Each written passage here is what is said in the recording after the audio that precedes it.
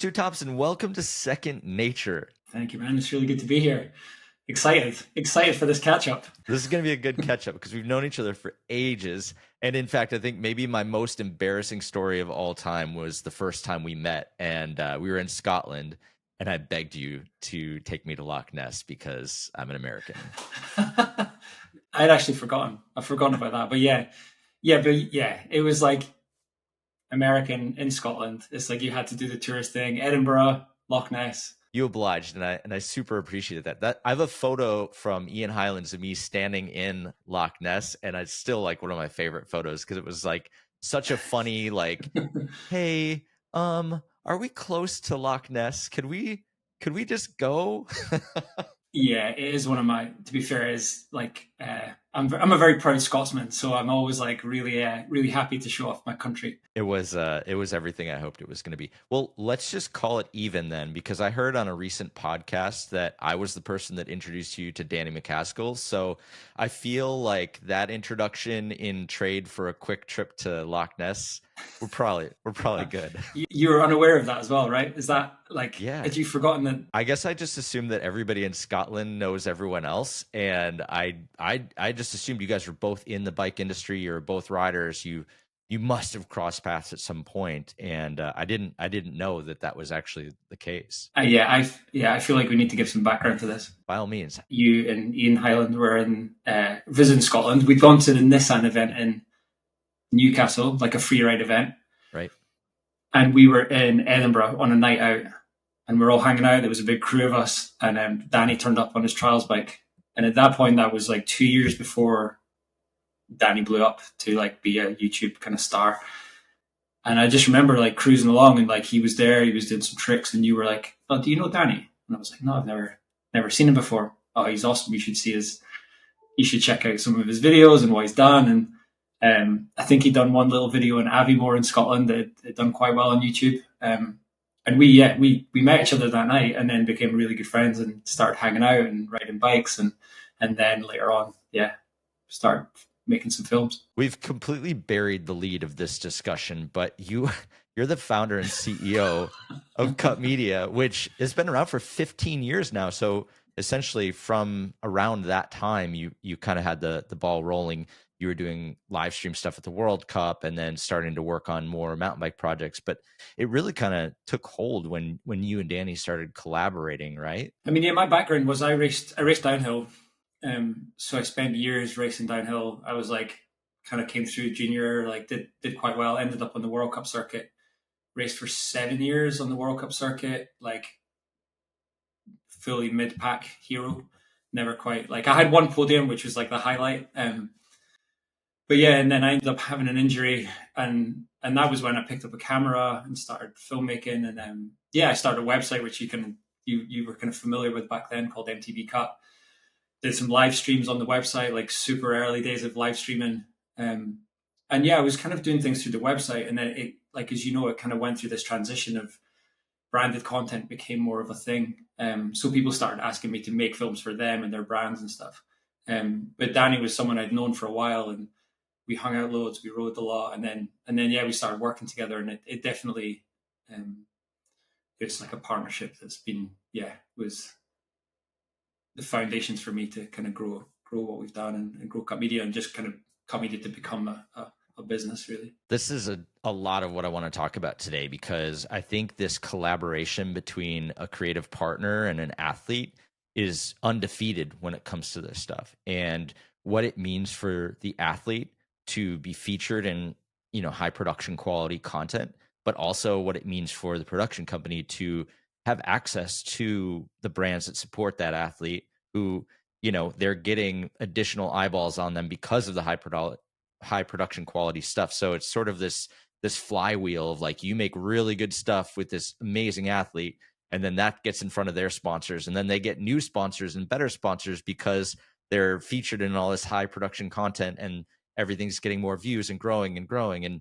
And now you have this crazy portfolio that you can, basically sell against. And it's a really interesting flywheel to watch start from some of the earliest days. You did the Industrial Revolutions video, I think was maybe one of the earlier ones, right? That kind of got the collaboration really going. Is that right? Yeah, it came through a Channel 4. Channel 4 is like a linear TV channel in the UK, and it came through Channel 4, and they were making a documentary on actually that athlete. It was like that early days of those, you're out there shooting on like a Canon 5D with an athlete, and there was these athlete films that were kind of beginning to blow up, and they were making a documentary on it, and the director of that documentary got in touch with Danny to say, we want to feature you and a filmmaker and like create a film that kind of shows at the end of the documentary. So Danny asked me to do it, and to be honest, that to this day, that's still my favorite project ever. Like that's the one that gives me all the feels inside. I'm like, I love that because it was me and Danny, super simple kit. We stayed in a travel lodge, like such a cheap hotel for like a week, and went to this location every day and filmed. And then yeah, what came out of it was like so A, it was a film I was super proud of, but B, it kind of featured on the documentary, and then went on YouTube and did really well. And yeah, and that was kind of the start of it. Like, well, we'd worked before then, but that felt like the first project where we created something that just really connected with people. That's so cool. And Danny had made some videos before that, but I think that Industrial Revolutions was really one of those first few that really reached wider than the bike industry. And his original inspired video, I think, was the first one that really kind of set him on that path and put him in front of Red Bull and got him up and running. And I think what's really interesting to call out is like, this is a rider that had been making videos for a long time, but it was like an inflection point then where he started focusing in on more project based stuff as opposed to just like putting out shred videos. It was now, I think Industrial Revolutions was sort of the start of like, oh, we could add in like a kind of storytelling narrative element to it.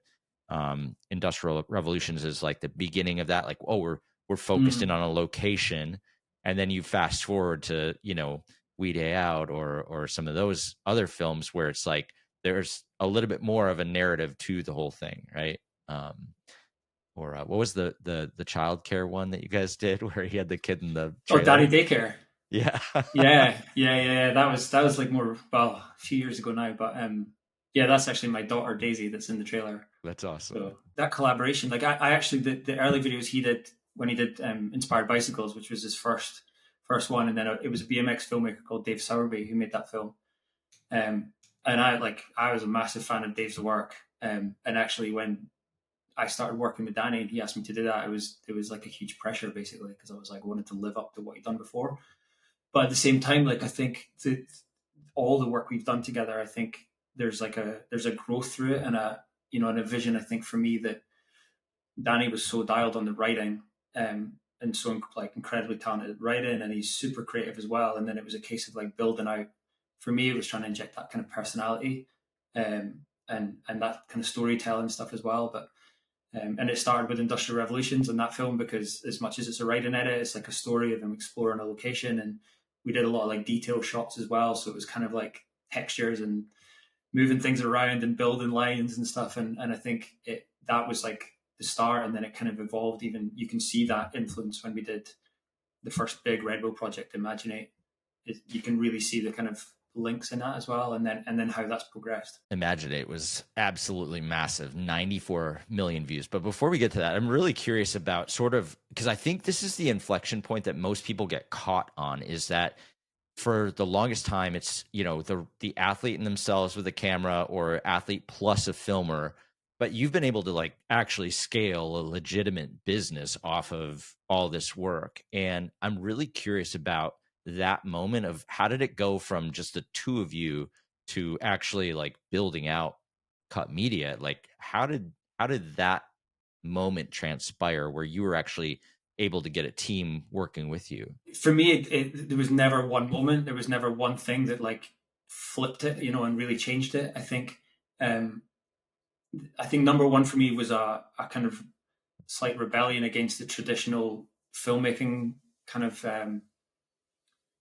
career ladder in the way that works. And I think that was a huge opportunity for me. And I did the early work with Danny, and then got a few offers, and ended up doing a music video for a production company that were based down in London. And they were kind of quite a big commercial kind of production company. And they asked me to direct this music video. And it was my first experience of like going from, you're like a writer, and then you start making films, but you're still essentially around the same group of like people and friends, and you know the kind of the team that are kind of making a video, or a few people helping us out, to then like thrust into this environment of like commercial film world where like I remember, I mean, it's mad now, but like I remember finding myself making this music video. I was on the side of the hill in Switzerland as a director with a crew of about 20 and two helicopters to film. We were filming some wingsuit flyers, and like I didn't really know anyone, and I'd kind of been thrust into this environment, and I was like, "There's a better way to do this," you know. And I was like, "I know I can do this with my friends and people I work with back home." Um, and that was a big moment for me to go, well, actually, I'd rather than do this like director, kind of freelance world. I would rather come back to Scotland, build a little team and an agency in Scotland that can do that. And I'm really proud of the work we've done with Danny, and each one of them has like helped us progress. But at the same time, I think personally, I always knew that I wanted to keep challenging myself with other things as well, and other sports and other, with the brand stuff as well. Because I think as much as the filmmaking side was an interest, the marketing side was, and that the challenge of a brand is actually, for me, was equally as interesting, to try and tackle. The way that I always kind of think about it is the editing and the filming is like an arrow in the quiver. And yeah, I think I'm probably a stronger marketer than I am an editor, but the ability to be able to edit, the ability to be able to shoot, having all those other arrows in the quiver just makes the whole package, so much easier to just get over the line of like, well, I can also just do all the work too. Yeah, no, exactly. And also like what connects with that audience, and when you come to execute, and it's like how you do that in a way that really works for YouTube or for Instagram or for TikTok or whatever. It's like, I think there's a big strength in making it, but for us, the journey of Cut Media has almost gone from being those early days when it was kind of production to now, right? I think of us and I refer to us as a a creative and production agency, because we're creative first. But the fact that you know how to execute it for those platforms is like a massive added value. Okay, let's talk about Imaginate, because Imaginate is such a polished project. It's such a big deal. What happened between when you did Industrial Revolutions until Imaginate? Did they just see Industrial Revolutions and be like, great, here's a couple $1,000,000, go make me Imaginate? I mean, there had to have been some progression there, right? Yeah. Yeah, I mean, to be fair, I think this is that Imaginate, if there was an inflection point for us, for me personally, that journey up to Imaginate was it, because Danny Danny really wanted me to do it. And understandably, like from a Red Bull perspective, they wanted to make this huge project, and I was essentially like pretty inexperienced at the time. But we'd come up with this, Red Bull had wanted to do this massive project. They'd kind of taken it to Danny and said, like, he'd done some work before then, but then this was like, right, kind of a blank canvas in a way of like, what do you want to do? And he'd initially, well, A, approached me to say he wanted me to do it. And then there'd been some early conversations with Red Bull. And then B, it was kind of developing this idea as well. And weirdly, there was probably two things that led into it. The first one was Danny, when we were talking about concepts, Danny had talked about sitting at like the kitchen table as like a little boy and like pretending his like knife was like a bike, and he's like jumping it between like the glasses or the cups or whatever on the table. And that was sort of the beginning of the idea. Yeah, and then the second part was also going, oh, wouldn't it be like cool to just have a controllable space, and we're not relying on like conditions outdoors, especially being from Scotland. As like that kind of stable environment. So it was like, could we do something inside? And that's how it all started. And I think, I owe a lot to Danny, because he really, at that point, he was like, I would love Stu to direct this and help, like, bring the project to life. And then also, to be fair to the team at Red Bull UK as well, because it's amazing now, because we have some relationships there, like particularly Paul Shepherd, who's head of content there at Red Bull UK. Like, he was my exec on Imaginate, and I look back on it and I think he must have been like some like kid who was a friend of Danny's who'd made a few films, like suddenly doing like one of Red Bull's globally biggest like campaigns of the year and like trusting me to take it on.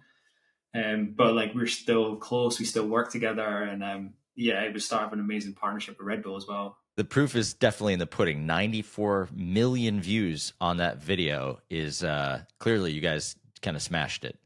I mean, that's really, we talk about this flywheel concept of Danny as an athlete at the time was doing all these crazy things for Red Bull and for GoPro, and so he was getting doors open and opportunities brought to him. But as sort of the team that you guys were, he was also looping you into it. But then your production quality, obviously played into the ability for him to really show his riding at like the highest possible production quality in the way that he wanted to actually be able to demonstrate it. If Danny had to make Imaginate with a handful of GoPros on his own, it wouldn't have looked the same. So it's sort of like this symbiotic relationship between both athlete and creative team that really, that was the secret sauce to make this whole thing happen. Any through Imaginate, did you have a feeling from the start that it was going to be something massive? Or I mean, Industrial Revolutions was great, but not 94 million views great. Did you have an idea of like, oh, this one's going to blow it out?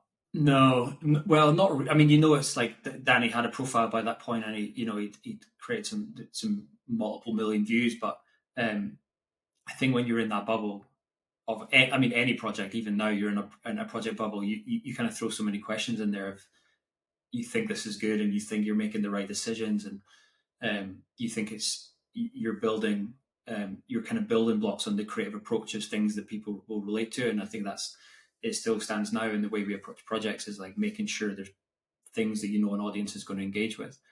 But I don't think we had any idea, and that project, it ran for so long, and there was a team of us in this like kind of warehouse in Glasgow through the winter. We didn't see daylight. It was like in there in the morning, like filming all day, or or the set was getting built or whatever, and you kind of come out at night, and it just felt like this little weird bubble of, yeah, a really tough production. Actually, it was a tough process for me, as like the learning curve I went through, but a lot of different people involved, and managing it. And Danny, actually, his health was like, he had a few issues during it as well, that he kind of like put him off the bike, or like he had an ear infection at one point, so he was like, we had to take some time out, and there was a lot of it was tricky, but we didn't.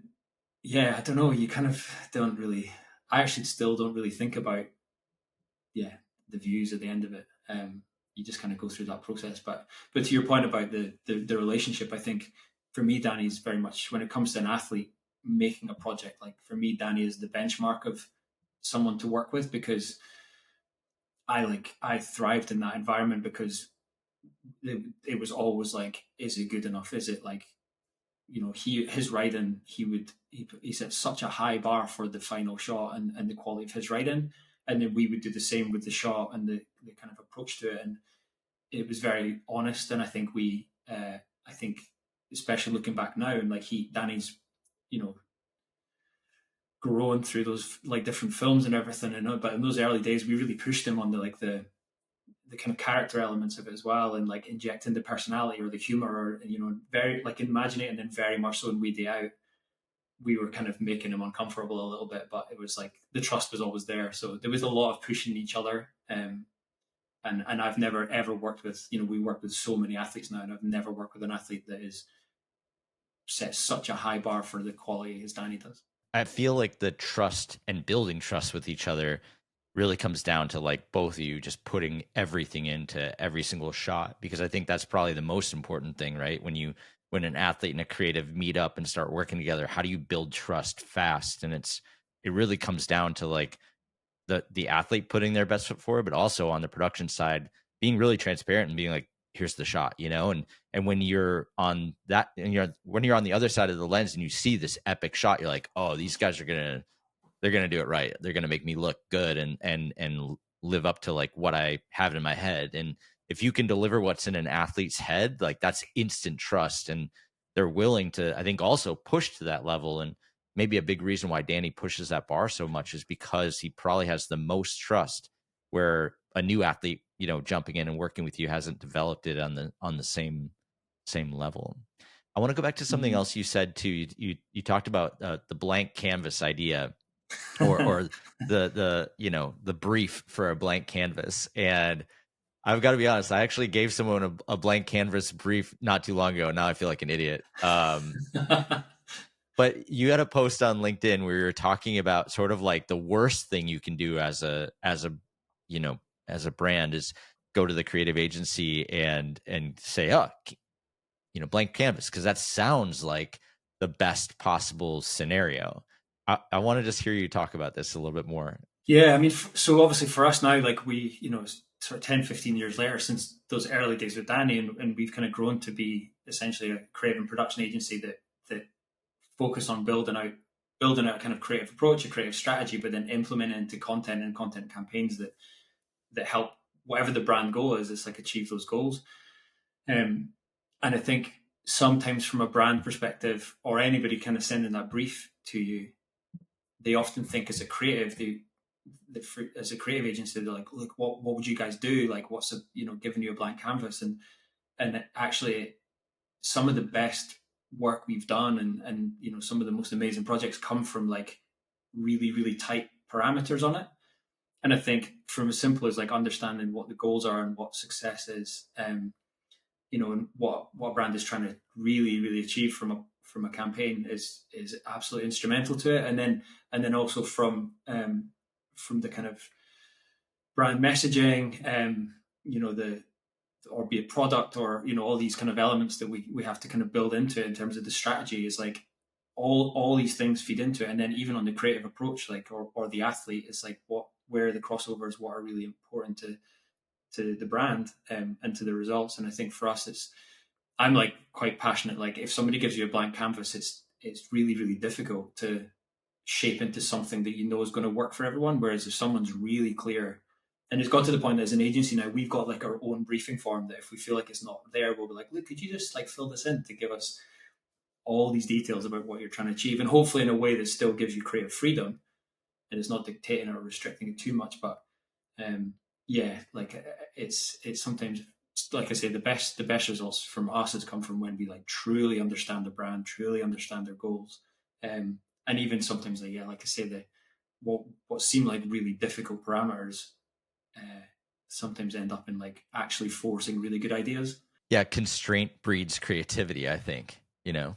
And Yeah, the real truth is when someone gives you a blank canvas, they don't have a blank canvas. They know exactly what they want, and it's probably based on your previous work, and they just want you to make one of those for them. Like, hey, I've got to imagine you've gotten at least one pitch that's like, can we have an Imaginate? Can we have one of those? Like, how many pitches are out there are, yeah, we'd like our own version of Drive to Survive, please. Can we have that? Like, yeah. Yeah, I mean, it's I can't imagine how many times Drive to Survive has been referenced in like in in these kind of projects or brand meetings, or when they're activating kind of sports partnerships and stuff, like, because that is, but Drive to Survive works, for very very specific reasons as well. As like it was a sport. Before then, Formula One was a sport that was quite faceless. You didn't know the personalities, you didn't know the drivers and the characters. The behind the scenes like insights that gave you was new, and it took the audience to a place they'd never been before. Um, in a world that was like so kind of like elite, it opened up this whole view like thing for a viewer. And also the way the sport works is seeing the race. You see the race unfold on TV, but all the kind of commentary, all the team behind it, all those backstories, they're not visible to they're not visible to the public and the audience. So like it opened up a new world, and that's why it kind of worked really well. But yeah, the kind of briefs and what they're trying. I mean, references are always great. Like you want to know what do they like, or what kind of project do they want to make, or creative ideas, or previous work from the brand. All these things, like just building blocks to like help you then deliver creative. I mean, to my point about the kind of parameters and constraints helping deliver creativity. Like the one project that's the biggest example of that for us is we made a project in 2021, I think it was, with Santa Cruz Bicycles. Um, and it was a brand we'd worked with for a long time before then. We had a very good relationship with the kind of marketing director at the time, and we planned a new bike launch for a bike that they called the 5010, which they referred to as their kind of, it was like their play machine. It was a really playful kind of bike that did a lot of different things. But we were going to do a road trip to Greece with some of their athletes, and it was just as COVID was hitting. And the plan was that, like, this road trip, we're going to travel around different locations in Greece, make these like make show the kind of diversity of riding, and them playing and jibbing on loads of different things. And then COVID hit and we couldn't travel, and they're like, oh, we better do it in the UK then with UK riders, and then we couldn't travel in the UK. And we were on the call with Santa Cruz, and one of the guys on the team at the time, Johnny Ashworth, he's like fingerboarder, and he'd made us some little fingerboard videos, and somehow we got talking about the fingerboarding on, like, just before we kind of got into the project. And then we kind of went through the whole call talking about what we're going to do. And then, and as the call kind of finished, like, one of the Santa Cruz guys go like, well, we'll just if it all goes wrong, we'll just get Johnny and his fingerboard. And we kind of hung up the call, and then we were like, we've got a toy bike. And anyway, like they were basically like, what are we going to do? We can't travel. We want to launch the bike. We want to do something. Ended up coming up with this idea. We got a toy version of the bike made, and made a full edit in literally Andy, who's our creative director. It's like his parents' back garden, built these little jumps, built these little ramps, made a whole film like in the back garden with a toy bike, and it was their most successful piece of content ever. So low, like, obviously less production costs, no traveling, and the only reason it came about is because we couldn't travel. We couldn't get to the riders. And it just forced like a different idea. And it's just like a really, a good example of kind of actually sometimes those really tight restrictions on a project actually can really force kind of you to be creative. The tightest restrictions in that specific scenario. I want to go back to that idea about the blank canvas, but with the athlete too, because one thing I've experienced more than once within brand is that you can give the blank canvas to an agency plus an athlete, because the athlete will kind of color in the canvas for you. And a lot of times, and I've got to imagine you've also experienced this, the athlete might come up with a bigger idea than the brand was originally kind of going for, but because the athlete came up with it, and they, as a brand, feel that athlete's the most credible, but also they want to do right by the athlete, they go a step further than if you had just pitched the concept. Like, oh, we got to make good with Danny, or we got to make good with whatever athlete because they want to do this thing. All right, yeah, let's invest in this because they are credible. This is the goal that they want to accomplish, and we want to be a good partner to them. And so it almost unlocks this like even higher level of investment and excitement from the brand into the production than if they were just to say, all right, Stu, come back with an idea, anything you want. Like, maybe it goes, but definitely if you've got an athlete attached to it who's like, actually, this is the thing that I care most about, that I really want to do, there's something really interesting there. That comes back to the benefit of having an athlete who's really engaged in it, in the project. And now, because we, if I look at the athletes we've worked with, there's athletes like Danny who, you would end up doing weeks and like, if not months on like a project. And then there's athletes like Max Verstappen, who we had like literally like 4 minutes to make up, a project, and you've got to make those 4 minutes count. But also what it comes down to is, regardless of which end of the spectrum you're working on, you have to do as much as you can to make them engaged and interested in what you're doing. So for us, whether the idea comes from the athlete or whether you're bringing the idea, but you have to like really get their input to just get them on board. Because I think the one of the best reasons for that, and the biggest like advice to a brand who's working with an athlete, is that if an athlete's engaged, they'll go over and above, and you'll get an authentic performance, whether it's just on camera or whether it's like writing or whatever. You get an authentic performance, but ultimately, if they love it, their audience love it. So absolutely, if you can do that, then and you can. That's the way I think we work a lot, is to try and join those dots between like the athlete, the brand, and the audience, and come up with something that just works for everybody. And I think that, the athlete investment is for sure at the heart of it. And if they have an idea that's workable, and even it might need some development, you might need to take it through a process to because to make it work for the brand or the brand goals, or just to make it work for budget or time scale or whatever. You need to go through that process. But ultimately, if the athlete's passionate about it, then it's like it's a winner for all. You had 4 minutes with Max Verstappen, but you had 4 minutes. It was raining too. Not just, it's not like you had ideal conditions either. And what I think is really interesting too, because I want to talk about this video. Uh, so, Danny, you referenced this project with Santa Cruz, and we're going to talk about this Red Bull F1 project as well, both of which are sponsors of Danny. But these are projects that the brand brought you in on, that it's not a Danny project. So, again, talking about the flywheel, it's like you work with Danny on this stuff, but then you get exposure to the rest of the team at all those partners to then help them out with stuff, because they know that your work is the highest quality. They know what it's like to work with you. You're a known quantity to that brand. And they're like, well, why wouldn't we just bring in Cut Media to do this? Because they've killed it on every other project. So I'd love to hear you talk a little bit more. You did the production for the F1 versus drone video, which is absolutely crushing. It won a Clio Award. It's got 26 million views. You raced an F1 car with the world's fastest drone, and that video is just incredible. Anybody that hasn't seen it. Yeah, I think it's such an amazing project to be involved with. And to be fair, there's like the teams and the people involved in that, through that whole project.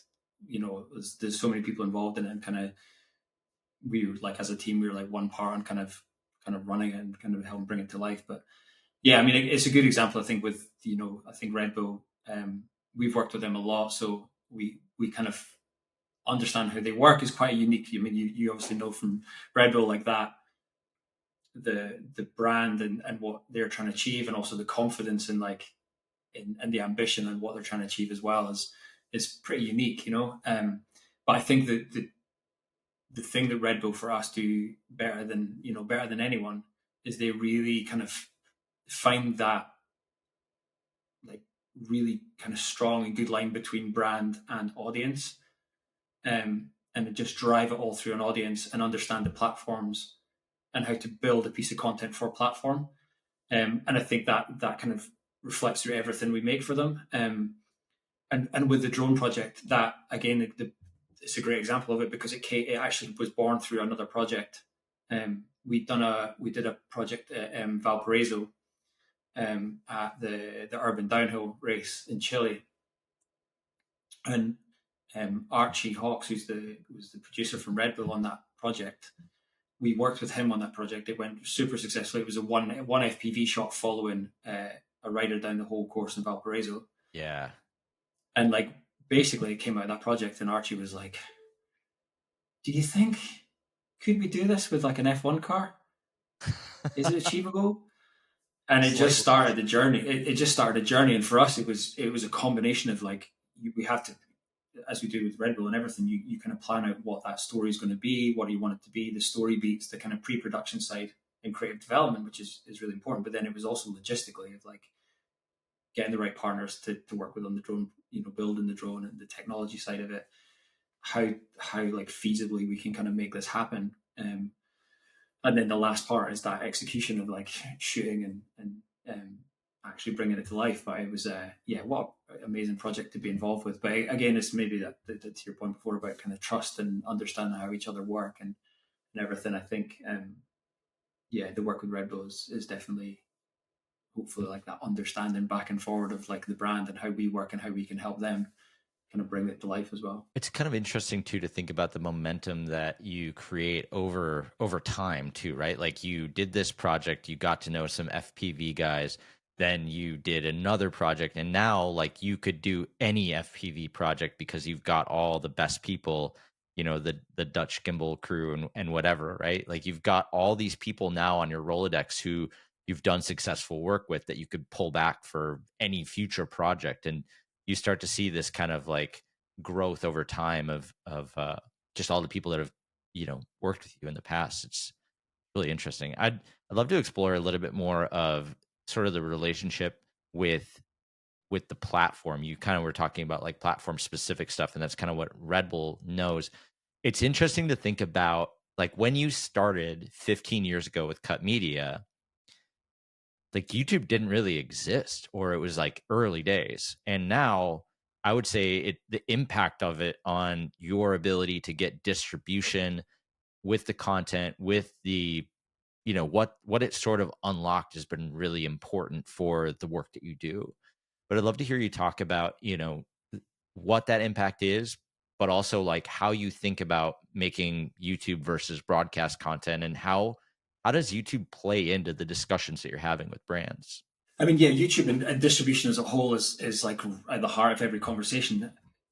For me, I think it's the potentially for us is the thing that we do, or the secret sauce almost. That like that I think as a creative agency, people it's not the thing I see with brands all the time is that they work up a creative, they've got a partnership or some kind of sponsorship maybe, or an athlete partnership or whatever they're trying to kind of activate, and they work up a creative and then they bring it to life, and then you see it and it's like, man, there's so many little small changes you could make to that project which would enhance its like opportunity for success so much more.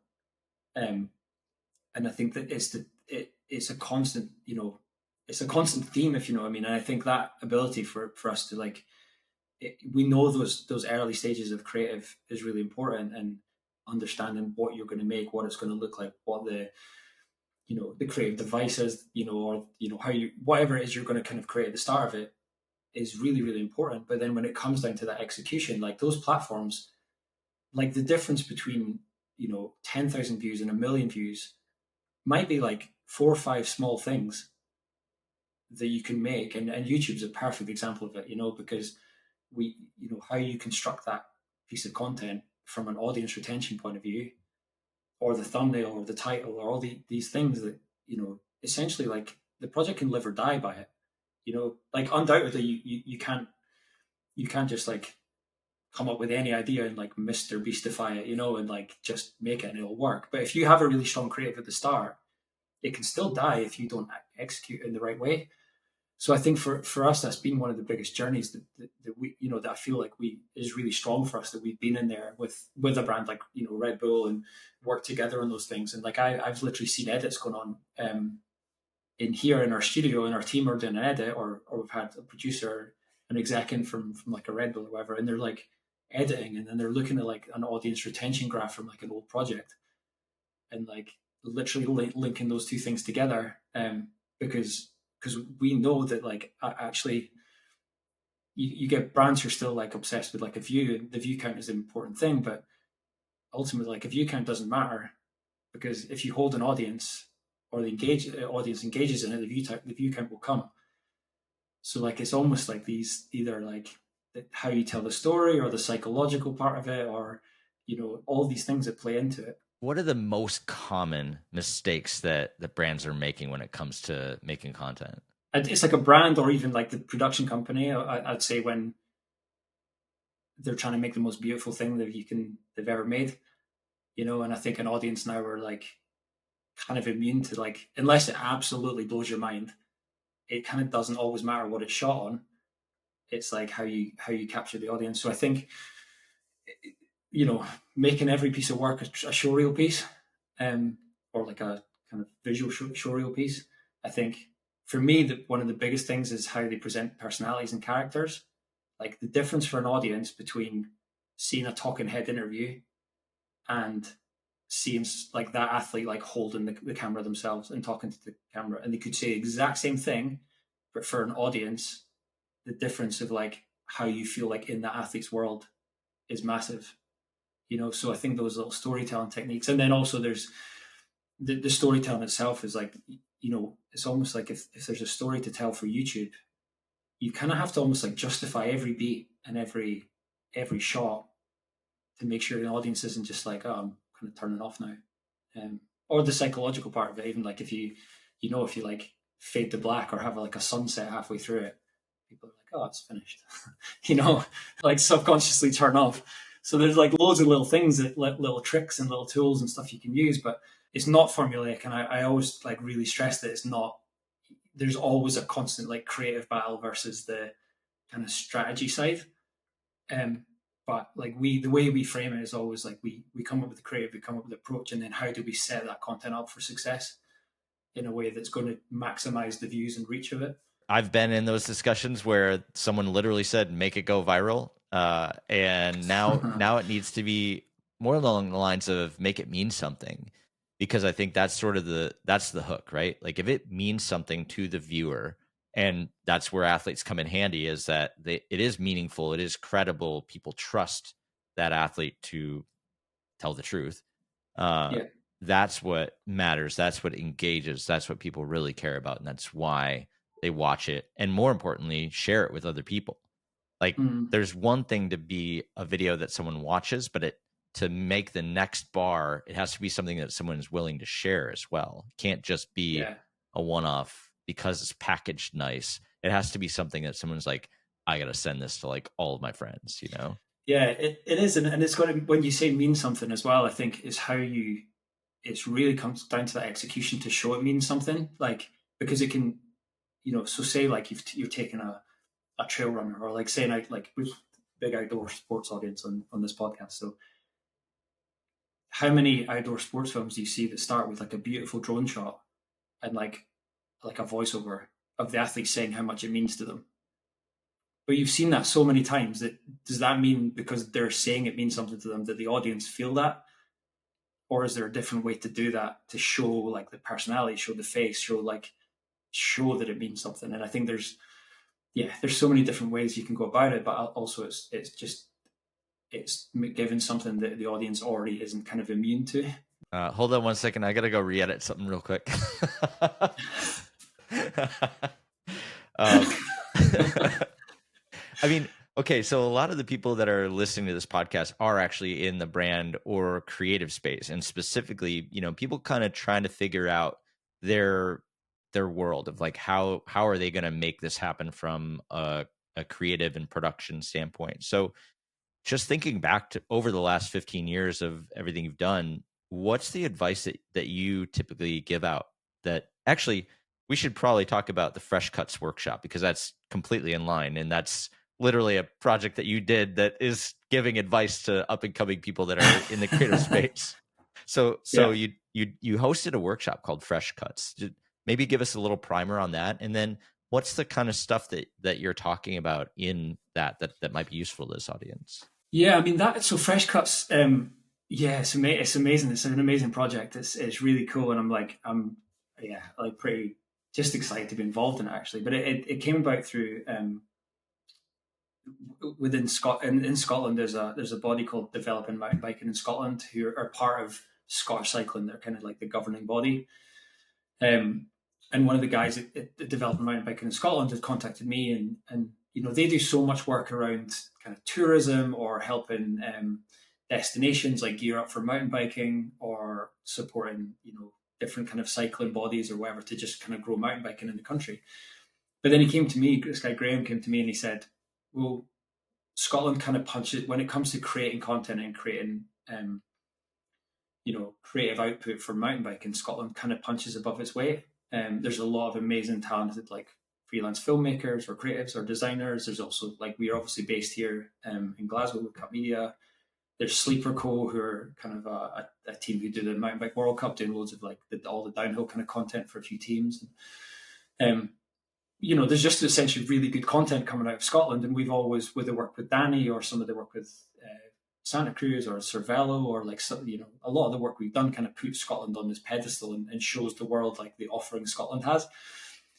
And he was like, "Well, how do we keep this going? Because it's really good, but how do we bring another generation through?"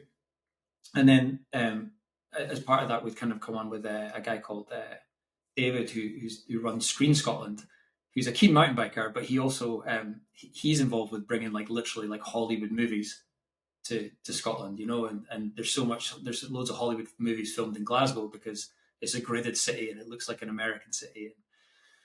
But he's into mountain biking, and we basically came up with this idea of like, let's do a really kind of niche project of taking a group of kind of young or enthusiastic kind of creatives from the mountain bike space and run this project called Fresh Cuts, which is essentially like giving them experience in like workshops of everything that we've learned over the last 10 or 15 years. So we've got this group. They're brilliant, and it's literally there's some guys who are like the vloggers who've had some YouTube success, but want to kind of up their game a little bit. There's a bunch of athletes who have done really great, like successful racing, done a bit of content, but are looking for their next steps or kind of how to grow it. And then there's some like young filmmakers and designers as well who are just kind of looking for a career. And for me, I'm really passionate about the fact that I came into this without any training in kind of the creative industries, without any training in kind of the filmmaking side of things. I came from being a bike rider. And for me, it was a good opportunity to show, well, look, this is beyond bike riding. Like, here is an opportunity for a growth in a career in a space that you love, that doesn't rely on being a professional athlete. So this program we're running over 5 months it is, and we're basically running workshops with them on everything from like how to pitch, how to work with a brand, how to construct a story, how to kind of storyboard and plan out creative development, production, every space that we work in. And then I brought a few kind of good friends in to do kind of Q&As as well. We had Clay Porter in last week doing a Q&A on, because he's absolute legendary mountain bike filmmaker. We've got some of the guys from Warner Brothers Discoveries coming through in a few weeks to talk to them as well. And it's basically just to like help them build a career, help them both build a career, build their skill set, and then also show the opportunity they've got of different avenues they could take to kind of stay within the industry. And hopefully the output is then keeping Scotland great content coming out of here as a country, showing the great mountain biking we have here, and also for like almost like a talent pipeline for us as well. That kind of helps us look to like bring more people on and more people we can work with based in Scotland, because that's really important to us. It's interesting to think how you said you started with no training and then obviously built this into something really incredible. And surely there was a little bit of luck involved with, I guess, hanging out with me in Scotland to make that connection. That's what it is. But it's you. but other than hanging out with me, what do you think?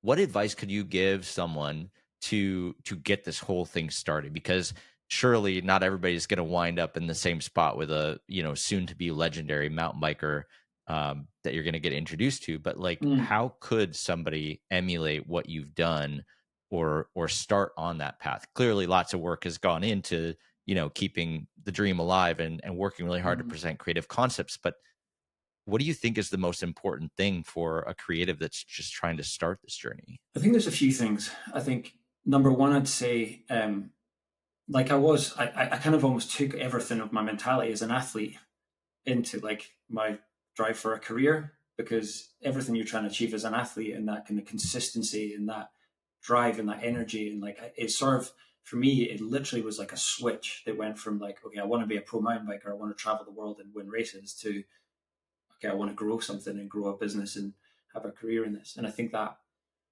kind of ambition and drive kind of played a big part of it. And I think the networking part of it did as well. I think mountain biking, it's funny, like I always knew that I wanted to work in different sports, and I wanted to grow something that like gave us a diversity of work and work in a lot of different things, as much as I love the mountain bike work we do. But I think mountain biking gave me like a really solid foundation to do that. And I think the network I built in there and the people I worked with, and I think demonstrating to them that like I had that kind of ambition and drive, and I think was really important. I also think my colleague Scott Marshall he's kind of like the first employee of Cut Media. We started working together just after I did Imaginate. And I think myself and Scott are a really, really nice balance, because I was always the person, like I'm always motivated by the next challenge, like the bigger challenge. The next, you do one thing and I love it, I put all my energy into it. And then it's like, cool, right, what next? and Scott's like the perfectionist that's like absolutely good, making sure it's like everything's really, really good.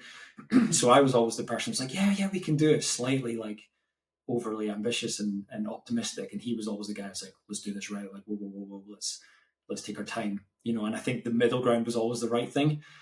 But I think the combination kind of really worked well.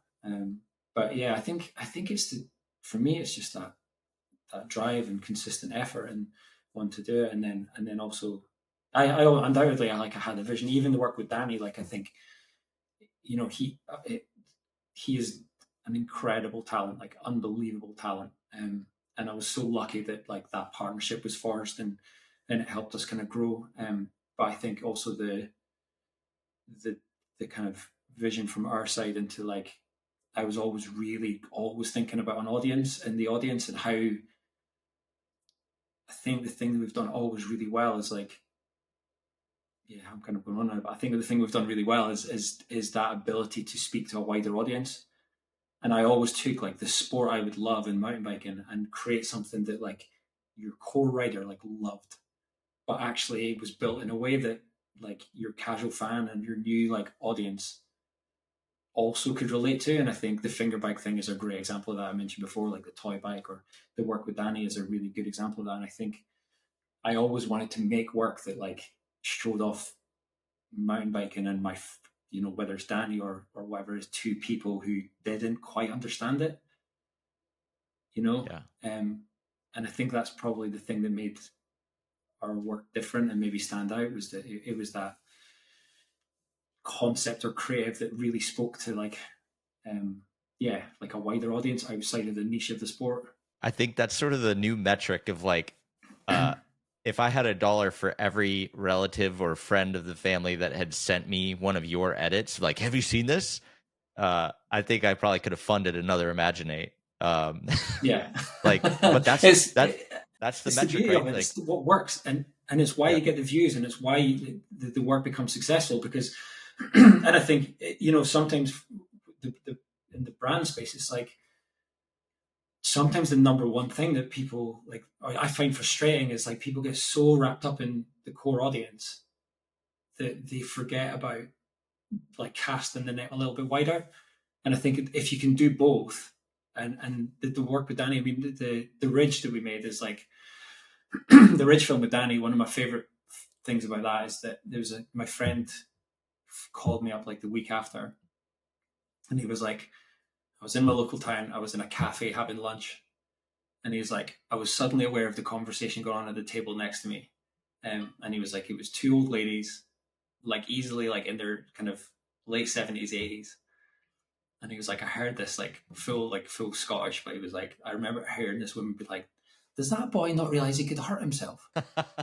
They were talking about the Ridge, incredible. And for me, I was like, yes, that is the thing. Like, the film was made so that all mountain bikers will love it, relate to it. But I also think just by creating it in a way that was like, it set out the story at the start of like trying to conquer this mountain by the landscape, the beauty of Scotland in it, that part of it made it speak to a wider audience. That's the thing that really sends it viral, is the thing that really sends it to a bigger audience. And if you can find those little details in your creative that can make someone who's not like a casual fan of the sport, that's where you'll like hit gold. So, I mean, Danny is obviously, we've talked about him a lot in this podcast, but I Mm. also think you've worked with a ton of other athletes, and I guess we've talked about the advice for creatives, but I'd love to talk about your advice for athletes of, either how to find a creative partner, or, what you've seen over the course of a lot of these developing athletes' career. What are the things that they can do to set themselves up for success? It's funny in this space because I sometimes think brands could do with thinking of themselves as creators a little bit more. But I also think when you get a creator like an athlete, I think they could sometimes do with thinking themselves as a brand a little bit more, because I think that's um, I think the way they approach content and building out, particularly in the sports space, and obviously we're from the kind of mountain biking background, there's such a tendency to like make it all about the action, and I think it's also going, well, what can I do in my space that another creator isn't doing, or how can I position myself, or how can I inject my personality to it? And I think that's the thing we've done kind of well with other athletes, is to like not only build them as like a unique talent, but build them in a brand and a personality, and build that like audience love for them, not just to like, have you seen this person do amazing stuff? And I think that for an athlete, I think that's, to like on a longer term strategy of like, okay, how do I build, what is it about me, what's my thing that I can push in more than just my talent for the sport. And then I think when it comes to actually getting down and making it, I think about, as a creative and as a filmmaker, you want to be working with someone who is equally as driven to make the best thing. And it really comes across when somebody isn't. And it like the motivation levels kind of get like harder to achieve whereas when you go into that room together and everyone's been involved in the pre-production, everyone's been involved in the creative development, everyone understands what's trying to be made, and everyone's on the same page and like motivated, that's when the best work comes out. So I think it's engaged. I mean, both sides of it for us as an agency. When we work with a brand and we know there's an athlete involved, we will try and get direct contact with that athlete as soon as possible, because the more they're involved and the more they're bought into, the better. But also from an athlete's point of view, like if you really want to make great work and you're working with someone or collaborating with someone, like get involved early and like being, kind of say your piece and be passionate about it. And I think it always makes the best work. I was talking to an athlete, an up and coming athlete last night on the phone actually, and was like, there's two different things. There's the skill on the bike and there's the skill off the bike. And you need to start making more content just to develop your language and your chops of production, so that when you do work with a production house or when you do work with a brand, you can be part of the conversation. You're not just the talent.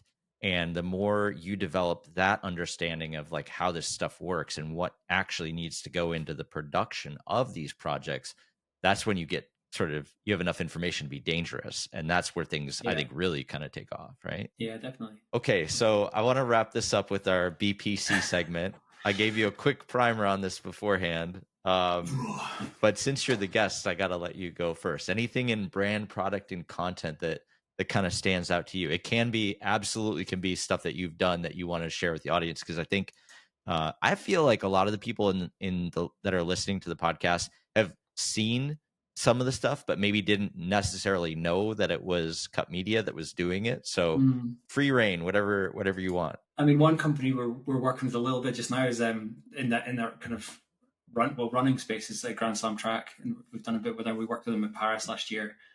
They're trying to definitely shake up that track world, and I'm excited to see it come together, because I think the ambition is pretty incredible, and I think it's interesting seeing track and field, and we all watch it once every 4 years at the Olympics, and and are amazed by it. But I think to package that for like a in a kind of newer way and for kind of digital platforms is super exciting.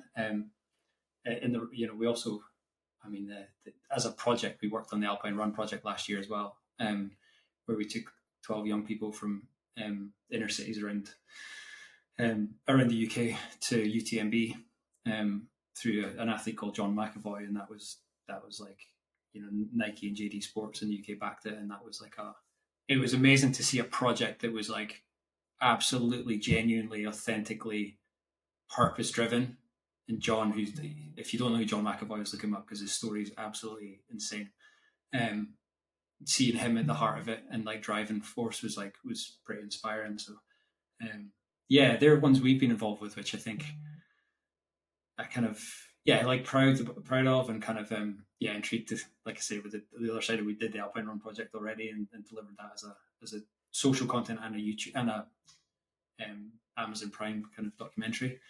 But then Grand Slam Track is like looking forward, like I want to see where it goes. I'm super excited, and hopefully we'll be doing some work with them as well. Yeah, that's a great insight on Grand Slam Track too, of like, we only care about this every 4 years, and here's a way for you to care about it more often, because it is really compelling every 4 years. It is the thing that most people are actually paying attention to. And it's funny, right? Like there's a correlation between mountain bike trials that Danny does and Grand Slam Track, where when people see this, they're like locked in and super engaged, but in between, no one cares.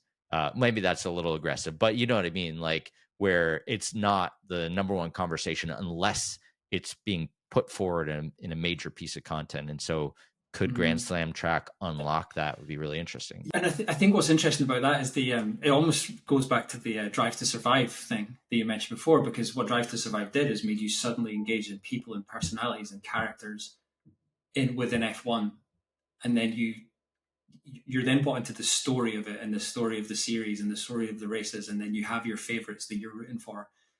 And I think that's something potentially with like track that you could say rather than like once every 4 years, like learning about these people, you then start to understand these, like, the stories of them between it, and then there's constant events and constant competition. And I think building that narrative of where they came from, getting to know those characters is, and the storytelling element is, yeah, be really interesting to see what they do with it. It's interesting to think about the momentum that those athletes could have going into Olympics, or the sport could have going into the Olympics. And yeah, it's all about context, right? And it's like we said, make it meaningful is the most important thing. And I think that this is a really interesting thing. Okay, my BPC, I'm gonna keep it focused, because I think the one video that I personally love that we didn't talk about today is Danny's gymnasium. I think it's probably the most time Danny's ever spent in a gym, if we're honest. But also, like, you talk about the idea of how to take something that's maybe relatable to a wider range of people and then add in bikes to it. I think that's a really interesting example where you put the bike in a different place than it's expected. And then you really turn Danny loose to do some wild stuff that just, like, some of the other stuff that's been done, like the Ridge, is like an elevated mountain bike film with like a deeper story and a location. This one is like just pure Danny. And as a trials rider, I love this video. One of my favorites. So it's definitely a cool way that you kind of connected the dots between two very different things, and the creativity just flows out of this one. So yeah, definitely. And it's, like you say, it's so Danny, and his personality just like comes out in it. And like it's one of my favorite shots in it, is the treadmill, when he's on the treadmill wheeling, and he like looks down the lens of the camera, and it's it's just full of him, isn't it? Like that. Well, Stu, thanks so much for taking the time, and this has been super fun. And I think, we've all seen these videos, but to have a chance to kind of dig into the behind the scenes of it, I think is really fascinating. And there's a lot of stuff that people could learn, both from the brand side of things, the creator side of things, the athlete side of things. You guys have done it the best, and I can't wait to see where the future is. Thank you, David, and thank you for introducing me in Edinburgh all those years ago. I didn't know I could take credit for that, but I will do that for the rest of my life. Yeah. Cool. Brad, thanks again.